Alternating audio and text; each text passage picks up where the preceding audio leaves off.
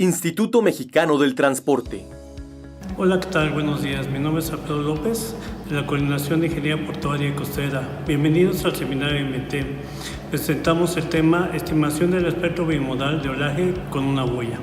Nuestro trabajo es ser una interfaz entre algo que estamos midiendo y cómo lo estamos midiendo, analizando e interpretando. Ese es lo que yo considero que es nuestro trabajo también, ser esa interfaz.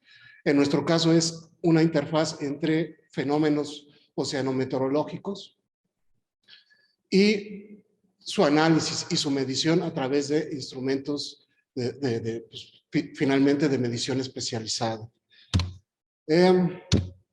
Y como generalmente tratamos de hacer cuando damos alguna plática en este equipo de trabajo, pues lo que nos gusta es tratar la génesis del problema, la génesis de lo que estamos observando. En este caso vamos a hablar del oleaje y pues con la idea de que pues quede, tratar de dejar claro qué es lo que estamos haciendo. Si nosotros no tenemos claro qué estamos haciendo, si no tenemos las suficientes bases, pues va a ser difícil que el resultado sea de calidad, que sea óptimo, o que tengamos las herramientas, los elementos de juicio suficientes para decir que nuestro trabajo está bien hecho. Entonces, vamos a comenzar con la anatomía de una onda. Se nos fue un acento en anatomía, una disculpa. La anatomía de una onda. Una onda está definida por, tiene una cresta, que es la parte superior. Aquí, si lo estamos viendo en una representación de la superficie libre del mar, pues sería el punto que estoy señalando con el cursor. Tenemos un valle que es la parte baja de nuestra onda. Si lo graficamos, pues es más fácil de observar. Acá está nuestra cresta, acá está el valle. Y la distancia vertical entre una cresta y un valle, pues es la altura de nuestra onda. En nuestro caso va a ser altura de ola. El periodo es el tiempo en el que tarda en pasar dos crestas sucesivas o dos valles por el mismo punto. Si nosotros nos ponemos en el punto A y estamos observando que estas ondas se están propagando sobre la superficie libre del mar, el tiempo que tarda en llegar la siguiente onda, la siguiente cresta de la onda sucesiva, pues ese va a ser el periodo. Si nos paramos frente al mar y estamos en la playa, llega y rompe una ola, contamos el tiempo en el que llega la siguiente ola, ese es nuestro periodo. Físicamente también podemos definir una longitud de onda que va a estar definida también entre dos crestas sucesivas. Aquí agarramos de ejemplo cresta, pero también puede ser valles o sus cruces por cero. En este caso, cada uno de los nodos. Entonces tenemos una altura, un periodo y además tenemos una dirección de incidencia que quiere decir de dónde vienen esas olas. Con eso, esos son los parámetros representativos con los que nosotros definimos una onda. ¿Por qué les estoy llamando ondas? Porque sobre la superficie libre del mar vamos a encontrar una gran multitud de ondas. Podemos encontrar tsunamis que están contenidos en esta parte, ondas de marea que van a estar en esta otra región de esta gráfica. Tenemos el oleaje. Todo depende de su periodo, ese tamaño en el tiempo, qué tan largas son esas olas. Esta es una forma de clasificar las ondas en el mar. Resaltamos la parte verde porque esa es en la que nos vamos a enfocar. Es el oleaje que medimos con las boyas, que tiene periodos de 1 a 30 segundos. Aquí tenemos algunos ejemplos. Les hablaba de las mareas astronómicas. Esa es una onda muy grande. Tiene periodos de 24 a 12 horas. Si nosotros nos paramos frente a la orilla del mar, pues tendríamos que esperar 24 horas para alcanzar a ver dos crestas, que en este caso serían pleamares, o el caso contrario, la bajamar, los valles, que es cuando el nivel del mar es mínimo. Esto es, como les digo, es una onda que no alcanzamos a ver con nuestros propios ojos por su tamaño. Solo sabemos que está ahí porque, como vimos en el video, hay momentos en el que el mar se va a acercar y en otros momentos en el mismo sitio ese mar se va a alejar, la línea de costa. Ahora, También encontramos tsunamis, es una onda muy grande. Aquí estamos viendo los efectos que provoca un tsunami. Ahí en ciertos momentos es el puerto de Manzanillo, es los efectos provocados por el tsunami provocado por la erupción del volcán Tonga en el Pacífico Central. Aquí no alcanzamos a ver esa onda, es grande, solo vemos sus efectos. En momentos anteriores, el vaso del puerto, el agua del puerto, este es, como les digo, el canal de acceso de Manzanillo, pues se vació y de pronto, como es súbito ese movimiento, pues empieza a llenarse ese vaso y lo que tratamos de mostrar aquí es que es otra onda que no podemos ver, una onda tipo tsunami, pero está ahí porque está generando estas corrientes muy fuertes. Esto podría ser, podríamos interpretarlo como un río por las velocidades que está alcanzando el agua en ese momento, pero finalmente es el mar. Y estas corrientes pues, están siendo generadas por el tsunami que se aproximó a la costa.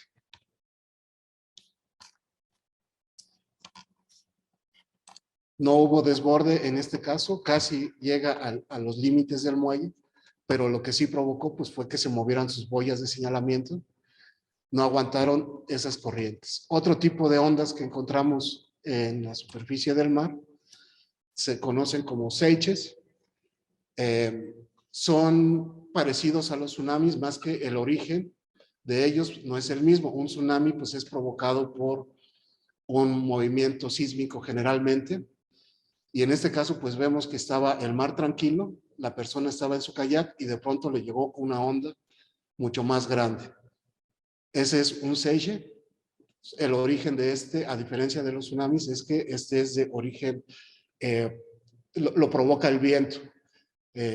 Va viajando, las olas que son generadas por el viento se acomodan, evolucionan y de pronto se convierten en estas olas viejas. Como les digo, es muy parecido al efecto al de un tsunami, pero en su génesis está la diferencia.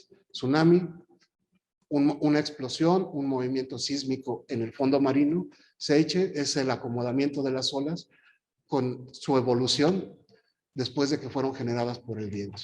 Estos son 3 tipos de ondas, son ejemplos, pero nosotros nos vamos a enfocar en el oleaje. Estas son estas ondas que estamos viendo ahí. A diferencia de las mareas, son mucho más pequeñas, son pequeñas en comparación con las otras ondas que vimos. Estas se llaman olas, oleaje, y en general contienen la mayor cantidad de energía que posee el mar. Aquí al final pues también llega una onda tipo seiche. Voy a ir adelantándolo. Aquí viene esa onda que está mezclada con el resto de las olas. Estábamos viendo olas de cierto tamaño y de pronto llegó una onda que no seguía el mismo patrón. Y eso lo estoy poniendo de ejemplo porque finalmente es a lo que vamos a llegar. Pero como les decía, nosotros nos enfocamos en el oleaje. El oleaje es un fenómeno que está determinado por la acción de las fuerzas del viento.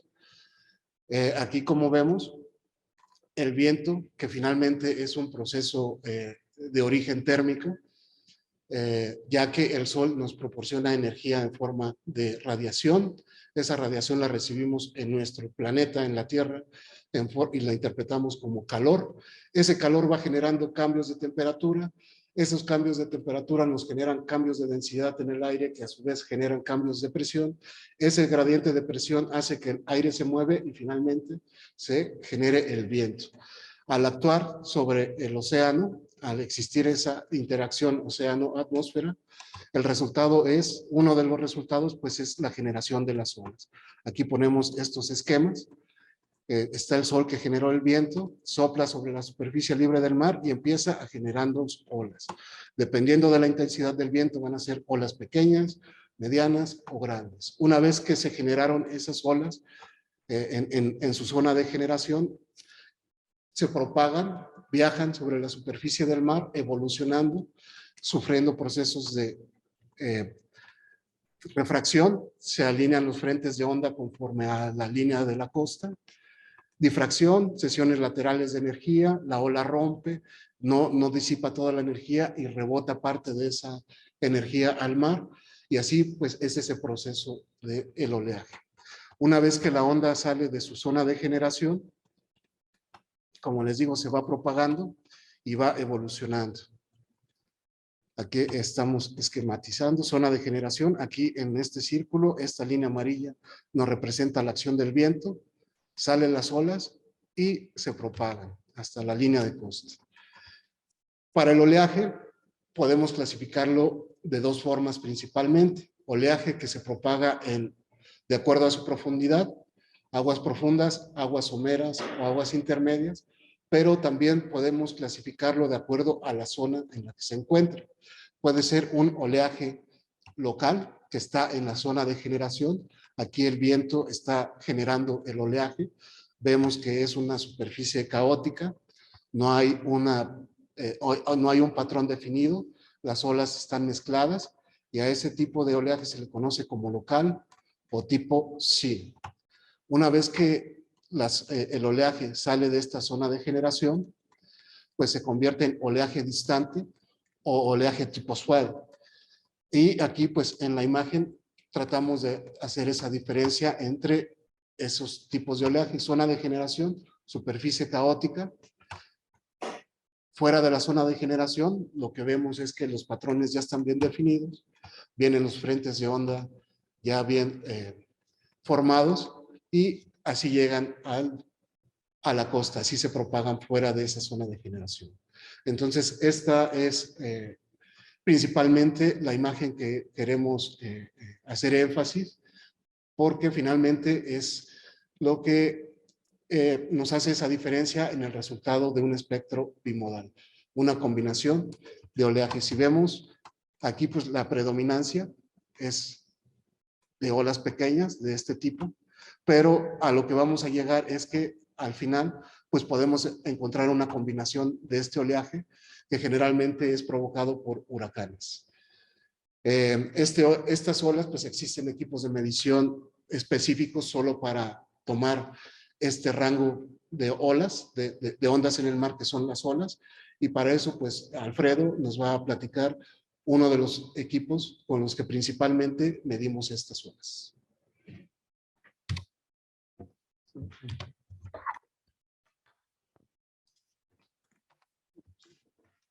Ok.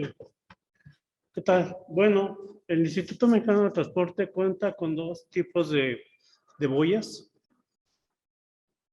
que están ahí en la imagen.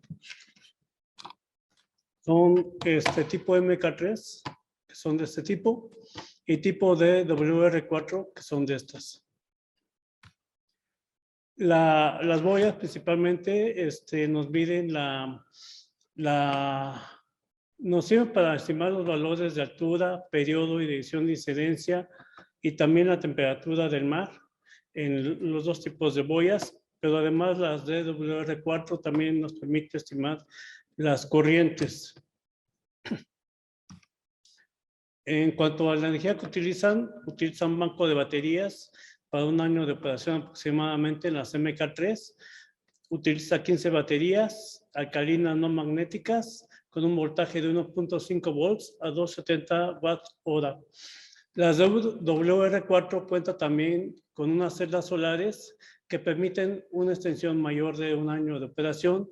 Utiliza 30 baterías, igual baterías alcalinas no magnéticas con el mismo voltaje. En cuanto a la parte sensora, si nosotros destapamos la boya, vamos a ver que pues está la ubicación de las baterías, pero en esta parte de abajo está la parte sensora, que es la que les voy a describir a continuación. Esta parte sensora, si nosotros descubrimos toda la boya, pues la vamos a ver de esta forma. Y está formada por varios elementos. Tiene sensores electrónicos analógicos, una parte de secante, una zona de sensores de aceleración A, X y Y, bobinas de balanceo y cabeceo, una plataforma de gravitación estabilizada para los acelerómetros verticales y un compás magnético. Vamos a ir describiendo cada una de estas partes. Para estimar la altura de oleaje, se usa un solo acelerómetro cuyo eje principal está en la forma, apunta en el eje vertical. Para estimar el movimiento de la ola, aplica un filtro e integra 2 veces este valor. Es mediante una ecuación. La plataforma gravitacional estabilizada es la parte importante de este sistema, ya que es un disco suspendido en un fluido con la misma densidad. En medio hay un alambre con un peso metálico muy pequeño que se hace sensible a la gravedad, y la gran masa de fluido combinada con la pequeña fuerza que ejerce ese metal hace que se forme un péndulo con un periodo natural de 40 segundos. La longitud estimada de este péndulo es de 400 metros, y el cual hace que esta parte siempre permanezca horizontal bajo cualquier movimiento del mar. Por lo tanto, toda la medida de oleaje corresponde a la aceleración vertical.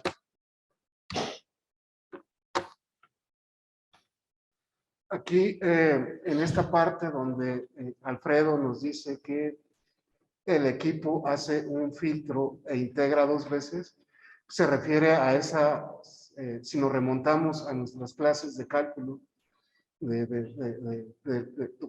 cuando llevamos esa materia, si es que la llevamos, bueno, las que nos llevamos, pues había ahí unas definiciones.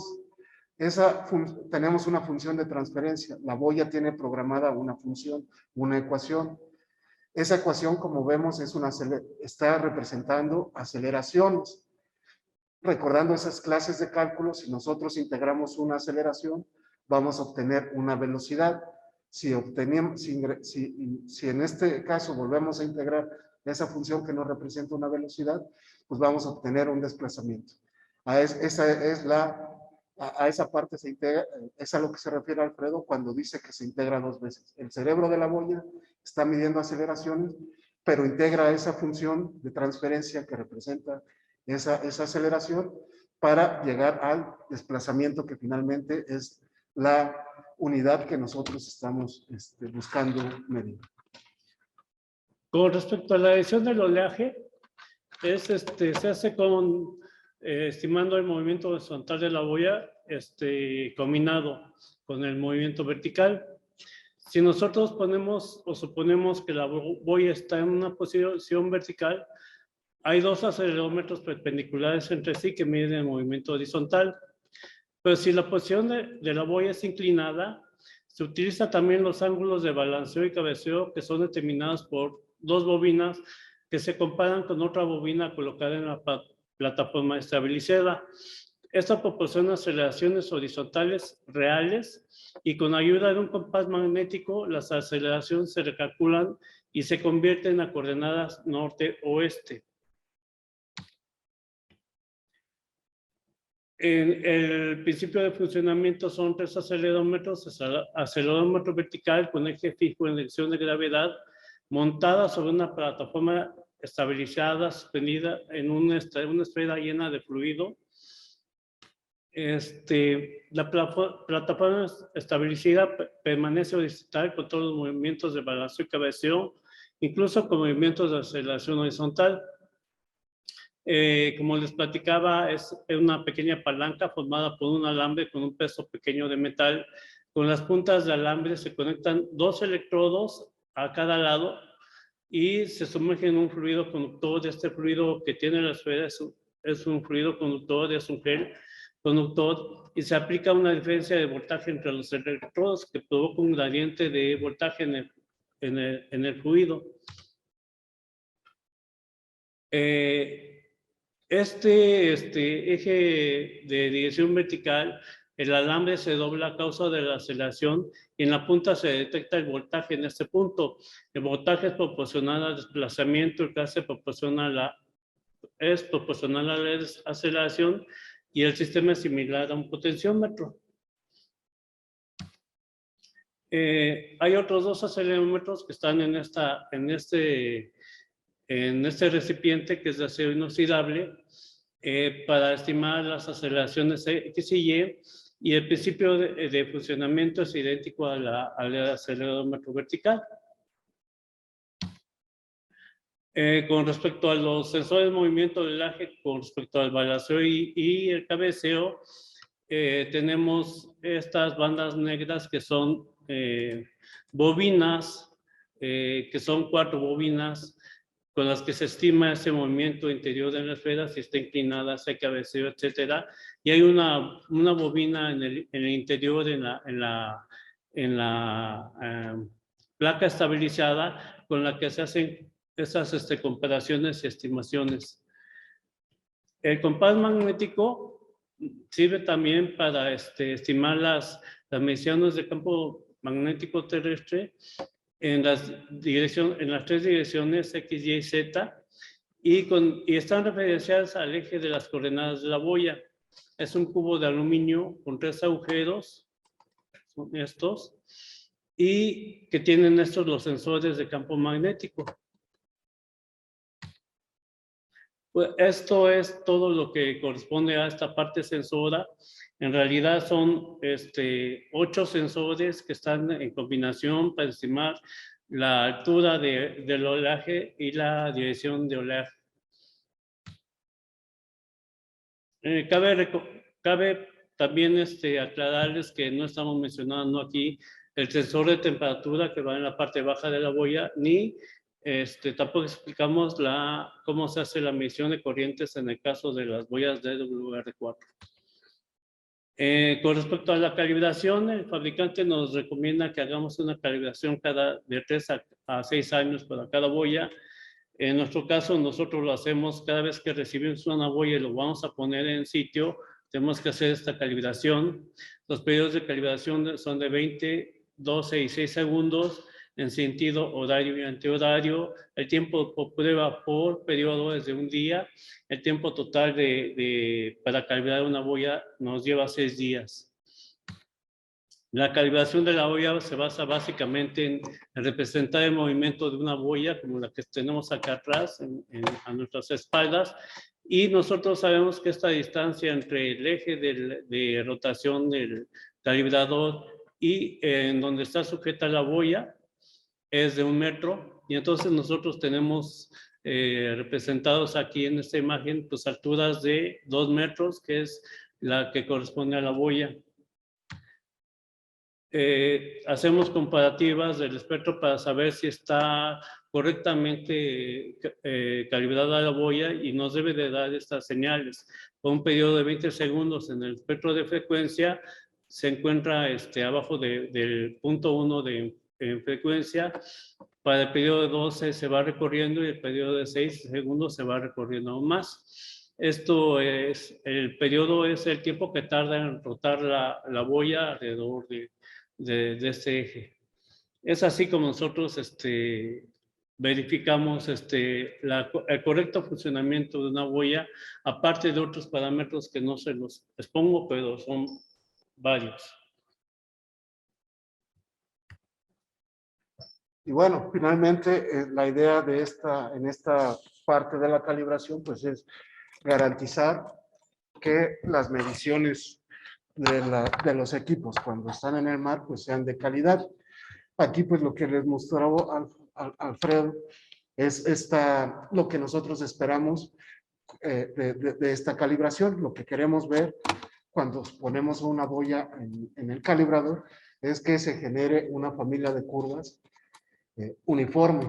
Eso quiere decir que la boya está reaccionando como esperamos, de acuerdo a que nosotros estamos tenemos el control de las condiciones en las que estamos, con las que estamos manipulando a la boya. Esta señal, pues como les digo, quiere decir que la boya está trabajando adecuadamente. Además de observar físicamente esto en el tiempo, aquí estamos viendo, esto es tiempo, pues también usamos la información en el dominio de la frecuencia. Aquí eso es lo que vamos a ir viendo también más adelante. En el eje X tenemos el tiempo.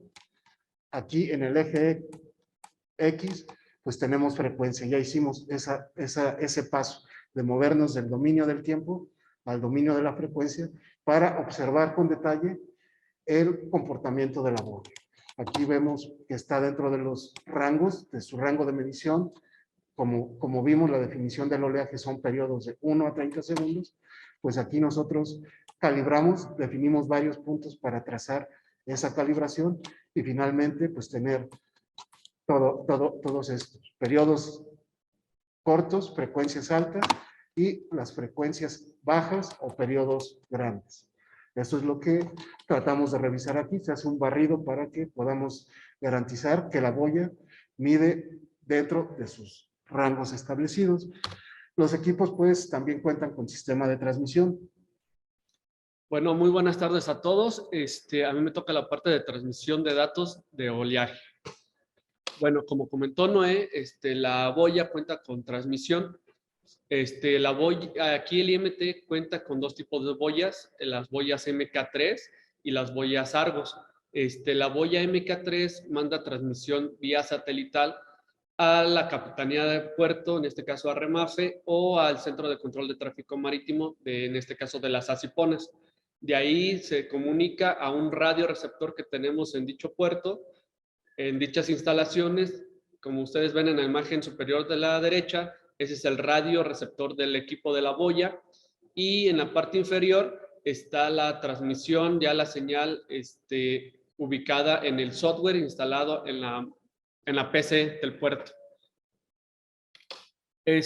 Y bueno, la transmisión de la boya DWR4 o Argos, esta boya cuenta con transmisión satelital y es la transmisión VHF, o sea, cuenta con transmisión redundante en dado caso de que o alguna falla o algún elemento se corte en la transmisión VHF, esta sigue transmitiendo vía satelital, recabando la información en la PC del puerto ubicada o al satélite ubicado, y a las instalaciones del IMT, aquí en el laboratorio de calibración de equipos oceanográficos.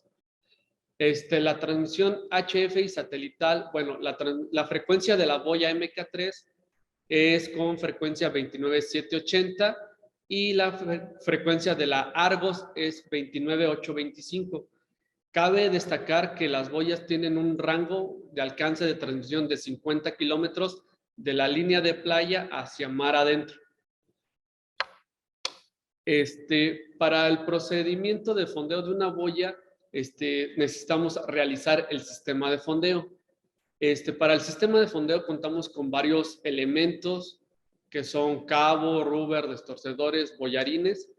No nos vamos a meter muy a detalle de esto, pero más que nada ahorita les vamos a poner sobre todo las imágenes como ustedes ven, para que vean el procedimiento de este sistema, de cómo se instalan.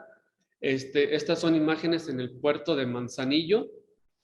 Aquí, pues como en el puerto tienen estructura muy acorde a lo que están manejando ellos, su infraestructura, nos apoyan con grúas de gran tamaño. Si ustedes alcanzan a ver cómo nos apoyan ahí a remolcar, a mandar la boya al barco, al remolcador. Cabe destacar que la boya siempre se debe de mover de forma vertical, no se puede mover de manera horizontal o estarla moviendo, darle movimientos agresivos, inclinándola, porque todo esto daña los componentes de la parte sensora que describió Alfredo. Como ustedes ven, pues las boyas cuentan con sus sistemas de aditamentos, que son el triángulo, la cadena estabilizadora. Todas estas van sujetas a un muerto de concreto. Este muerto de concreto, pues se solicita el apoyo a las ACIPONAS para poderlos realizar el fondeo. Cabe destacar que el fondeo se realiza de acuerdo a la zona de estudio, y el sistema de amarre va conforme a la profundidad de cada punto de ubicación de la boya. Para esto, pues aquí vemos cómo está ya la boya en la embarcación, y en la imagen de la derecha vemos cómo se compone la boya ya estando en el mar. Es decir, la boya nosotros no queremos que quede fija, sino simplemente que quede con un poco de cabo flotando, igual el elastómero, todo esto porque queremos que la boya cabalgue en las olas, no esté dentro de un punto fijo, porque lo que nosotros queremos determinar es todos los desplazamientos posibles que tengamos ahí con el equipo de medición. Bueno, el procedimiento de fondeo es fácil, bueno, para nosotros un poco fácil, ya de tantas maniobras que hemos usado. Aquí pues el sistema de fondeo es el elastómero, el cabo, boyarines, todos estos sujetos a la boya. Posteriormente la boya se sube a la embarcación y arriba de la embarcación el sistema se extiende en forma de ochos, teniendo precaución de no tener ningún elemento enredado, sobre todo también ninguna persona que esté pisando el sistema, porque al momento de fondear la boya, de realizar la maniobra, puede ocasionar algún accidente, que alguna persona se amarre y pues de ahí vaya pues con todo y el sistema hacia el fondo, y pues ahí tener precaución. Aquí un pequeño video de cómo queda la maniobra, ya una boya fondeada. Este es en el puerto de Tuxpan. Vemos la boya, como el buzo, ahí están unos aditamentos de la boya, y el buzo va a bajar sobre toda la línea de fondeo. Va a encontrar varios elementos que son los boyarines, destorcedores, las baquelitas, de ahí hasta llegar hasta el fondo. Ahí el elastómero mide 30 metros y se extiende 3 veces su longitud, es decir, 90 metros. Y ¿cómo se llama? Y soporta 2 toneladas de tensión. Este sistema ha estado probado, ha soportado huracanes, lo que sí no soporta en la liga, bueno, ahí vemos, perdón, el cabo y el elastómero. De ahí el buzo va a bajar y va a llegar a la parte del muerto de concreto. Ahí es donde vamos a ver que el buzo va siguiendo la línea hasta llegar al otro boyarín. Todo este sistema debe estar a flote, a media agua, para que no se rasgue en el fondo, para evitar que la boya se desgarite. De igual forma, el sistema no debe de quedar a flote, porque cualquier embarcación se puede propelar, y pues cortan el sistema y pues ya la boya se desgarita. Aquí vemos cómo el buzo está hasta el fondo, está revisando que los elementos estén bien conectados, bien ensamblados, y vemos que el buzo va a hacer su prueba de levantar un poco de arena para verificar que esté en el fondo. Ahí vemos que da el visto bueno, revisión ok, y la prueba de llegar al fondo.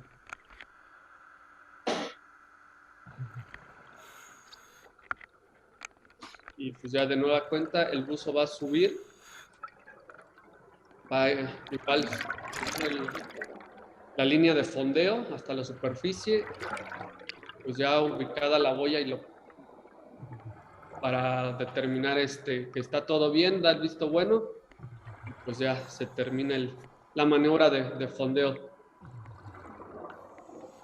Ahí como se ve el video, pues la idea es que el sistema de amarre no esté rozando en el fondo. Ahí está totalmente tensa. Ese es el trabajo de esos boyarines. Y se diseña de tal forma que tampoco quede flotando para que provoque un accidente que finalmente pues, va a dañar el equipo. Pero principalmente es para que pues, no genere accidentes en la superficie. Entonces, esa es la finalidad del diseño de la línea de fondeo de una boya. Que no roce en el fondo, que no flote en la superficie y que quede siempre a media agua para que la boya pueda hacer las mediciones con la mayor precisión posible. Vamos a apretarlo un poco, llega a la superficie, a la boya, y pues hasta ahí termina ese trabajo de fondeo. Y bueno, este es el producto final que obtenemos, mediciones en tiempo real. Aquí pues es una pequeña imagen y ahorita les vamos a poner en vivo cómo estamos capturando información, midiendo en los varios puertos.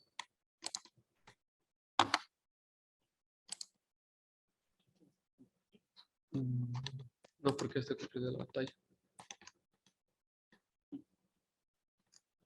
No sé, ¿pueden ver la imagen?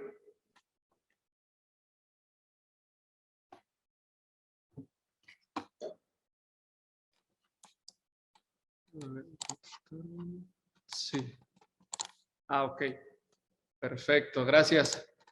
Bueno, aquí estamos viendo, como les comentamos, que tenemos dos clases de boyas. Aquí es en el puerto de Veracruz. Aquí estamos recibiendo información en tiempo real de la boya que tenemos, de las dos boyas que tenemos ahí ubicadas, perdón. Una es Argos y otra es una MK3. Aquí toda la información nos llega a la PC receptora ubicada en el Centro de Control de Tráfico Marítimo. Aquí no alcanzo a ver Esto quiere decir que la boya hace corte cada 30 minutos.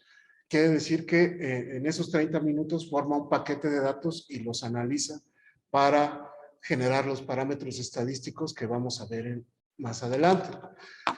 De acuerdo a que el momento, podemos decir que en los últimos 9 minutos en el puerto de Veracruz, la altura de ola más alta fue de 54 centímetros. La última fue de 10 centímetros, quiere decir que es un estado de mar tranquilo, no hay demasiada agitación. Si alguien quiere vacacionar este fin de semana, puede elegir las playas del Golfo porque pues está muy tranquilo el mar. Esta es la boya MK3, tenemos por acá la boya DWR4, que es la que mide corrientes, es el otro modelo. A diferencia, como lo indicó David en su presentación, pues esta también nos mide la velocidad de las corrientes. Aquí nos indica que en el punto donde está esa boya, la corriente es de 0.20 metros por segundo, que tiene esta dirección y que pues además está registrando alturas de ola muy parecidas a el otro equipo que se encuentra en otro sitio. Esta boya se encuentra en la zona del Puerto Nuevo, al norte del puerto de Veracruz, y la otra boya, la primera que les mostramos, se encuentra justo en la zona exterior del puerto de Veracruz. Si vemos, las dos andan del orden, por ahí de medio metro de altura de ola, es algo un estado de mar muy tranquilo. Sin embargo, nos vamos ahora a el Pacífico mexicano. Los efectos del huracán que ya se está despegando de tierra, el huracán Bonnie, pues ya no son tan evidentes, pero pues sí notamos que al menos el doble de la altura de ola del Golfo en estos momentos pues se está presentando en los puertos del Pacífico. Aquí estamos viendo Acapulco. En los últimos 11 minutos, la altura más alta ha sido de 1.34 metros. La última fue de 70 centímetros. Vamos a ver otro sitio. Vamos a Oaxaca, en Salina Cruz. Muy parecido los valores. Igual, 1.34 la más alta. Y aquí vemos algunos efectos. Esta gráfica nos está representando los desplazamientos que generan los sensores con la boya. Están los 3 desplazamientos después de haber sido doblemente integrados. Estamos viendo en la línea roja, arriba y abajo, desplazamientos en la vertical, la línea verde, desplazamientos norte-sur, y la línea azul, desplazamientos este-oeste. Finalmente, pues, de resultado del análisis, pues se obtienen todos estos parámetros que nos indican cómo se está comportando, que nos ayudan a describir el estado de mar. Ahí estamos en Acapulco. Para Vallarta, se nos puso la contraseña.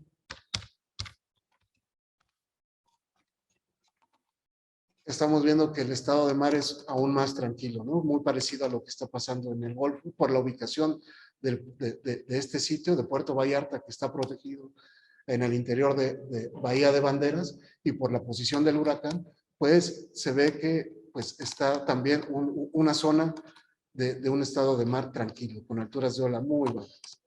Y pues también podemos irnos más al norte, al puerto de Mazatlán. Igual, aquí otra vez alturas grandes, también coinciden todos esos valores de 1.34, aunque pues también hay eventos muy cortos. Aquí vemos cómo los patrones están cambiando. Y eso es lo que generalmente, o este es el producto final, después de que se ha instalado una boya en el mar. Entonces, continuando con la presentación, viene la parte pues que es divertida. Aparte de aventar boyas al mar, que como les decía en un principio, pues para mí es un trabajo muy bonito, muy divertido, aunque llega a ser estresante cuando uno va de responsable. Además de peligrosa, pues finalmente pues es divertido y es un trabajo muy bonito. Pero pues además de eso, no solo basta con aventar el equipo al mar y dejarlo que mida. También algo, como les decía, que es bien importante, es saber qué está midiendo la boya, cómo está midiendo, qué está midiendo y finalmente cómo lo vamos a analizar. Si estamos, este es un ejemplo, como les decía, en 30 minutos se van a juntar una gran cantidad de datos porque la boya está tomando datos a cada punto 7 de segundos. Eso durante 30 minutos se genera un paquete de datos. En este caso, pues la forma razonable de caracterizar la señal de la superficie libre del mar, pues es a través de métodos estadísticos. Si nosotros agarramos la señal y la separamos, aquí ya separamos los desplazamientos en la vertical, pues sería muy difícil saber cuál es la altura de ola representativa que sea un indicador de esos 30 minutos. Aquí ni siquiera son los 30 minutos. Si graficamos esos 30 minutos, pues vamos por las dimensiones de la pantalla, pues vamos a ver una señal muy parecida a esto, que no nos va a permitir ver de forma gráfica qué es lo que pasó durante esos minutos. Nos puede dar una idea con experiencia. Ahorita las señales que estábamos viendo, pues en el puerto de Salina Cruz había desplazamientos mayores de la línea verde, lo cual nos indica que los desplazamientos en ese sentido pues son mayores. ¿Eso qué quiere decir? Que puede haber mar de fondo en ese sitio porque son condiciones típicas. Aquí pues no vemos un patrón bien definido, es totalmente aleatorio. Entonces lo que tenemos que hacer es hacer estadísticas con la señal. En este caso pues vamos a tomar los datos de la vertical, que es en lo que nos vamos a enfocar. Para ese análisis de señales es que existen varios métodos. Aquí los principales es el análisis temporal y el análisis espectral. Como les digo, de todos esos datos tomados a cada punto 7 de segundos durante 30 minutos. Aquí lo que buscamos, los indicadores que necesitamos conocer, pues son la altura de ola significante, algo que nos represente todas esas mediciones, y la altura de ola significante. Altura de ola 1/3 significante. Finalmente, por cualquiera de los dos caminos que elijamos, vamos a obtener valores muy parecidos. Uno es el temporal y otro es el espectral. Antes de hacer el análisis de nuestra señal, pues tenemos que corregirla. Hay veces que nosotros queremos eliminar algunos efectos. Por ejemplo, si estamos midiendo olas y hay un incremento del nivel del mar, pues vamos a encontrar una línea que va a la alza, como podría ser en este momento de la señal. Si vemos aquí va subiendo. Entonces, si durante toda esa señal queremos quitar esos datos, pues podemos aplicar una corrección lineal que se basa en estos métodos. Finalmente es obtener este valor que se lo vamos a restar a nuestra señal original para que nosotros tengamos esta corrección. Aquí están los datos cuando se hace, las expresiones cuando se hace un análisis con el método lineal. Se complica cuando lo hacemos parabólica, se complican el número de cálculos, es a lo que me refiero.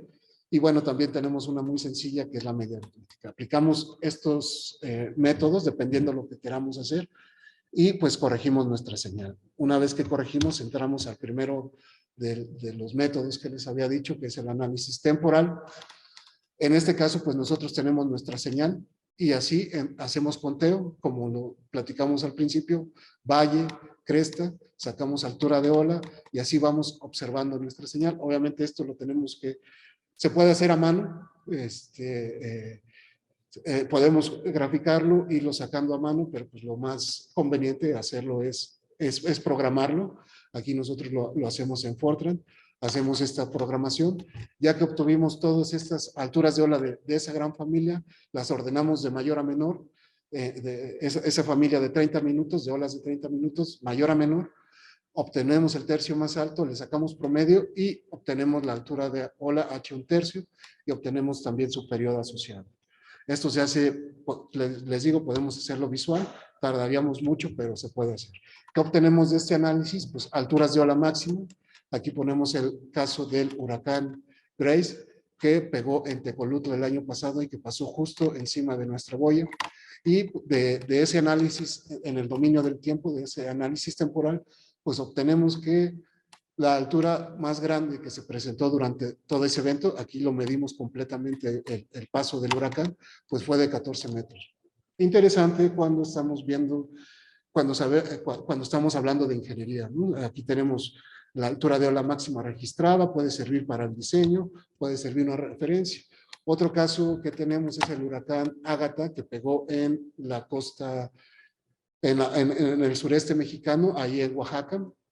E igual, del análisis espectral, del análisis temporal, lo que podemos ver es que pues, se presentaron olas de aproximadamente 4 metros y acá pues, pusimos nuestro periodo. También puede ser, pues, como les digo, interesante, pero aquí lo que hizo aún, le dio profundidad a ese evento es que en el mismo momento en el que estaba pasando el huracán, había un aviso de que existía la presencia, bueno, de que había presencia de mar de fondo, otro tipo de oleaje, en la misma costa, oleaje, mar de fondo. Oleaje largo y continuo generado por tormentas en el mar que se desplaza a lo largo del océano. Puede ocurrir todo el año, principalmente de mayo a noviembre. Entonces, en ese momento, como les decía, debido al huracán, teníamos oleaje de tormenta, debido a ese, y que en ese mismo momento teníamos oleaje distante o mar de fondo. ¿Eso cómo lo determinamos? Pues eso no es visible en un análisis temporal, no es posible verlo y entonces tuvimos que hacer un análisis espectral. Como había el aviso de mar de fondo y supimos que estaba entrando el huracán, pues nos dio curiosidad y nos tuvimos que hacer nuestro trabajo haciendo el análisis complementario, el temporal y además el espectral. Aquí tenemos los desplazamientos de la superficie libre, los graficamos y en este caso, pues, como les decía en un principio, este análisis toma en cuenta el estudio del espectro de la señal medida y sus propiedades en el dominio de la frecuencia. Aquí tenemos tiempo y pasamos a frecuencia. Para llegar a este caso, para obtener este espectro, pues tenemos que utilizar la transformada rápida de Fourier. Es el principio de este método es que hace una descomposición. Aquí tenemos la superficie libre del mar, tenemos múltiples ondas y lo que nos permite hacer esta integral, esta transformada rápida de Fourier es descomponerlo. Sacamos olas de este tamaño, de esto, lo descomponemos y tenemos todas estas olas, que al final si las sumamos, pues nos tiene que regresar el mismo estado de mar, la misma energía que estábamos de la señal que medimos. Ese es el método del análisis espectral, descomponer toda esta señal en todos estos, en cada uno de sus componentes y se hace a través de la transformada rápida de Fourier. De esa transformada obtenemos de la misma forma los parámetros representativos, las alturas de ola que queremos ver, pero aquí lo importante, y como decía Alfredo en un principio, calibramos la boya. Este es un espectro, esta es la densidad espectral, y esto es un espectro que fue el que les mostró Alfredo al principio. Un espectro pues nos ayuda mucho, como les digo, para analizar algunas cosas que no están tan visibles en el dominio del tiempo. No solo se ocupa en el caso del oleaje, en la ingeniería portuaria, se usa en ingeniería sísmica, En muchos casos se aplica esto, tiene amplias aplicaciones en la ingeniería. Este es el espectro. Aquí graficamos lo que nos está dando el generador que tenemos aquí atrás. Se basan, como les decía, son varios picos para trazar nuestra calibración. Aquí tenemos una densidad espectral cuyo pico, aquí está la concentración de la energía, de 0.05. Eso quiere decir que aquí están los periodos de 20 segundos. Por acá andan periodos alrededor de 10 segundos, 12 segundos. Y aquí en las altas frecuencias, en las frecuencias altas tenemos los periodos, esta frecuencia de 0.16 con periodos bajos de 4, 5 segundos. Entonces, esto que tenemos aquí, si tuviéramos solo una señal, una mayor concentración que nos estuviera representando solo este estado de mar, en este caso, tendríamos solo un pico en nuestra señal. Los pintamos de diferente color. Si estamos hablando de oleaje distante de mar de fondo, tendríamos esta parte. Si estamos hablando de oleaje de tormenta, solo tendríamos esta parte. Pero, como les decía, dependiendo del huracán, de la distancia, del radio que tiene su huracán, de la dirección que lleva, pues podemos encontrar esa combinación. El oleaje va viajando, va evolucionando, existen transiciones entre frecuencias altas y frecuencias bajas, y finalmente llegamos a esta parte. Durante el huracán Ágata, el espectro, este es el pico del huracán. Durante ese momento existía un estado de mar que tenía concentraciones de baja frecuencia. Esto es lo que nos generó la boya. Aquí no combinamos, aquí lo combinamos de forma manual para hacer que fuera el ejemplo académico, que pudiéramos ver las diferencias. En un momento, cuando la boya está girando rápido, lo vamos a encontrar acá. Si está girando lento, como en este caso, encontramos el pico, los periodos en este lado. Me estoy yendo rápido porque veo que ya me quedan 5 minutos. Entonces, esto es el espectro bimodal. Si nosotros nos olvidamos de todos estos espectros que nosotros combinamos, vamos a encontrar solo un pico. Quiere decir que la concentración de energía del oleaje está en este sitio, o en este, si borramos el negro y el rojo, está acá, o si es oleaje de tormenta, pues lo vamos a encontrar acá, olvidándonos de esto. Generalmente en un espectro encontramos eso. No es fácil encontrar esta frontera donde nos está marcando esa diferencia de frecuencias bajas y de altas frecuencias en los mismos 30 minutos. Estos fueron 30 minutos. Entonces, dice que este espectro describe un estado de mar con concentración de energía de baja frecuencia, periodos de 17 segundos, y que además está bien marcada. Esto es bien difícil en la literatura. Si nos ponemos a buscar, no es tan fácil conseguir tener un caso de éxito como el de este caso, el de esta situación, de este estado de mar provocado por ese huracán combinado con mar de fondo, donde esté bien delimitada la frontera. Generalmente vemos picos que podrían ser como esta parte, pero aquí sí tenemos bien delimitada la frontera. Entonces, este es mar de fondo. ¿Cómo lo podemos diferenciar? Aquí pues las olas son más grandes. Estas fotos también nos las pasaron en esos momentos. Bueno, momentos previos. Esto fue casi a medianoche, por ahí cercano a la medianoche. Esto pues fue horas antes. Fueron tomadas también ahí en el puerto de Salina Cruz, y aquí vemos el ascenso del oleaje. Eso quiere decir que son ondas muy largas. Si nos ponemos a contar una tras otra, pues vamos a ver que son periodos muy largos, y tratamos de ejemplificar el mar de fondo con ese ascenso sobre la costa. Estas también todas son fotos tomadas ahí en el puerto, en el mismo momento, por las cámaras de videovigilancia.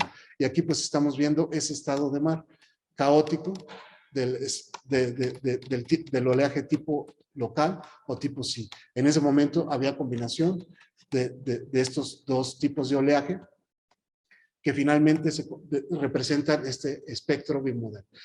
Ese es el tema de nuestra presentación. Eso quiere decir un espectro bimodal. Generalmente encontramos espectros bien definidos, ya sea en una frecuencia alta o baja, pero en nuestro caso lo que encontramos, lo que analizamos, pues fue esto, un espectro bimodal. A eso se refiere ese nombre, cuando en cierto momento En el mismo periodo de medición vamos a encontrar oleaje local y oleaje distante. A eso se refiere un espectro bimodal. Y pues listo, aquí llegamos al final de la presentación. Agradecemos su atención. Instituto Mexicano del Transporte.